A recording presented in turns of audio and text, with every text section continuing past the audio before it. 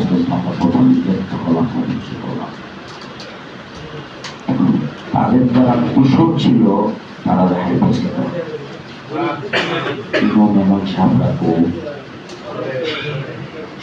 তারা ছিল পেশিবাদের দূষক।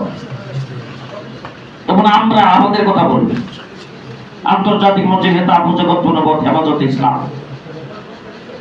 আমাদের যত সংগঠন আছে এই সমস্ত সংগঠন থেকে পেশিবাদের যারা সহযোগী ছিল থাকতে পারতেছে, ঠিক না? গত 15 বছর পর্যন্ত পেশিবাদের সহযোগী ছিল এই কাদিয়ানী সম্প্রদায়। এবং এই কাদিয়ানী সম্প্রদায়কে প্রতিষ্ঠিত করার জন্য ইনু আর মেনন সাহেবেরা বারবার বক্সিবাজারে গেছে, তাই তাদের পক্ষে কথা বলেছে, সংসদে তাদের পক্ষে দাঁড়ালি করেছেন। আমাদের যিনি প্রধানমন্ত্রী ছিলেন, এই পেশিস প্রধানমন্ত্রী, তিনি বলছেন কে মুসলমান কে মুসলমান না এটা জানে আল্লাহ। আমার কাছে দাবি নিয়ে এসে কয় আহমদিয়াদেরকে আমি কাফের ঘোষণা করি, তাই কাফের আমি কেমন জানি। এই কথা বলে ওনারে মুসলমান বলতে যে আমি যদি আর একটু বাইরে করি আমাকে আল্লাহ জানি কাউকে কি আছে। জেলখানার ভিতরে যায় দেখলাম কোনো বই প্রস্তুত নাই পড়ার। একজনকে জিজ্ঞেস করলাম 2001 সালে জেলে আসছিলাম, আইসা অনেক তফসিল পাইছি, অনেক বড় বড় কিতাব পাইছি, আজকে নাই কেন?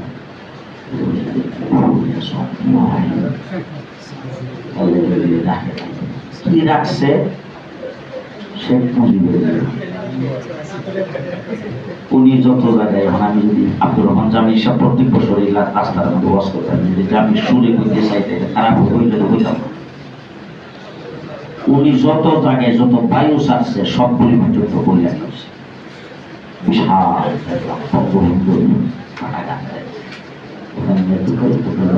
বঙ্গবন্ধুর উদ্বৃত্ত ছাড়া কোনো বই পাইলাম না। ওখান থেকে একটা বই আনলাম, সেই বইয়ের মধ্যে 3-4 নম্বর পৃষ্ঠাতে হইয়া গেছে। একদল দাবি করতেছে আহমদিয়ারা কাফের।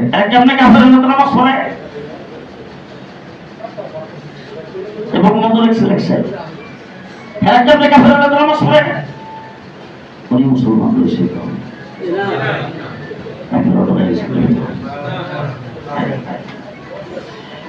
এই জন্য আমি দুইটা কথা বলবো। একটা কথা আমার নেতৃবৃন্দদেরকে বলবো যে আসল দিকে আমরা একটা কাজ করি। আজকে এখানে আমরা বসছি না, আমরা ঢাকা শহরে যত 8-10টা বাক করি ঢাকা শহরে